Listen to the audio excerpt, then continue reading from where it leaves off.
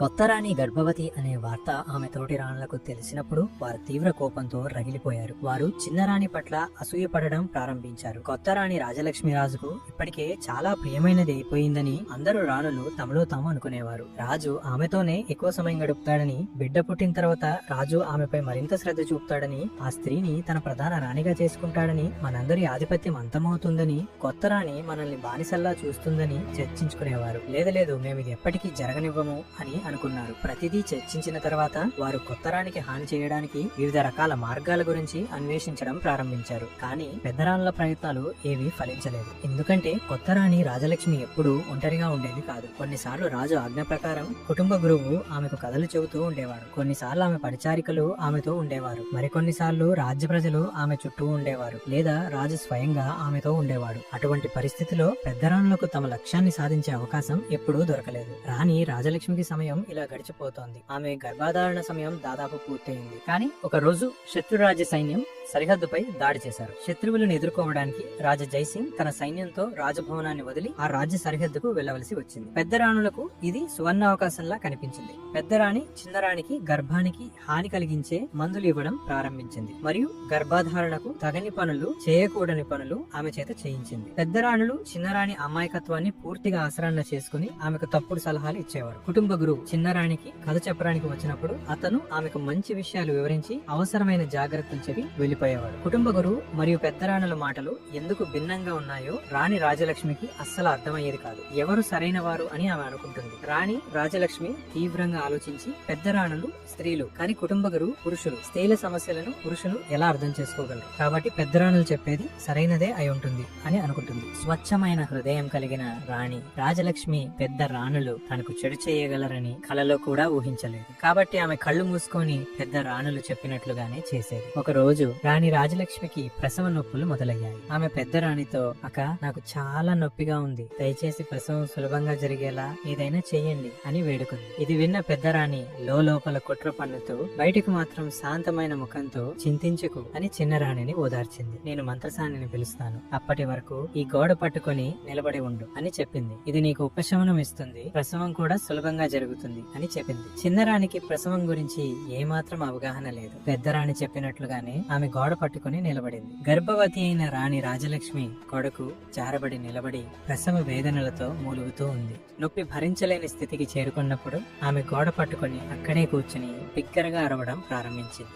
కానీ ఆ రాణి రాజలక్ష్మిని చూడడానికి లేదా ఆమె అరుపులు వినడానికి అక్కడ ఎవ్వరూ లేరు. మరోవైపు క్రూరమైన ఆలోచనలతో పెద్ద రాణి మరియు ఇతర రాణులు తమ నమ్మకమైన మంత్రసానికు ఎక్కువ సొమ్మును ఆశ చూపి ఆమెను లోపరుచుకొని ఆమెతో, నీవు వెళ్లి చిన్నరాణి గది బయట నిలబడి ఎవ్వరూ అక్కడికి రాకుండా చూసుకోమని ఆదేశించింది. సంపదపై దురాశతో కళ్ళు మూసుకుపోయిన ఆ చండాలమైన మంత్రసాని రాణి రాజలక్ష్మి గది బయట నిల్చునుంది. చిన్నరాణి అరుపులు ఆమెకు స్పష్టంగా వినిపించినప్పటికీ సంపదపై దురాశతోనూ మరియు పెద్ద రాణులైన భయం కారణం చేత ఆమె దూరంగా నిల్చొని నిస్సహాయ స్థితిలో ఉన్న రాణిని చూస్తూ ఉండిపోయింది. రాణి రాజలక్ష్మికి నొప్పి కారణంగా ప్రతి క్షణం ఒక యుగంలా గడుస్తుంది. కొద్ది సమయంలోనే దేవుని దయ వలన ఆమె 6 అబ్బాయిలు మరియు ఒక అమ్మాయితో సహా 7 మంది పిల్లలకు జన్మనిచ్చింది. పిల్లలకు జన్మనిచ్చిన వెంటనే తీవ్రమైన నొప్పి కారణంగా రాణి రాజలక్ష్మి స్పృహ తప్పి అక్కడే నేలపై పడిపోయింది. దూరం నుండి ఈ సంఘటనను గమనిస్తున్న ఆ మంత్రసాని వెంటనే పెద్ద రాణిని మరియు ఇతర రాణులు పిలవడానికి పరిగెత్తుకుని వెళ్ళింది. వారందరూ చిన్నరాణి దగ్గరకు వచ్చారు. అప్పుడు ఆ మంత్రసాని నవజాత శిశువులను పెద్ద రాణులకి చూపించింది. చిన్నరాణి ఒకేసారి 7 మంది పిల్లలకు జన్మనిచ్చిందనే విషయం తెలిసి అందరూ ఆశ్చర్యపోయారు. పిల్లలందరూ పూర్తిగా ఆరోగ్యంగా ఉన్నారని తెలిసినప్పుడు వారి కళ్ళు ఆశ్చర్యం, అసూయ మరియు కోపంతో రగిలిపోయాయి.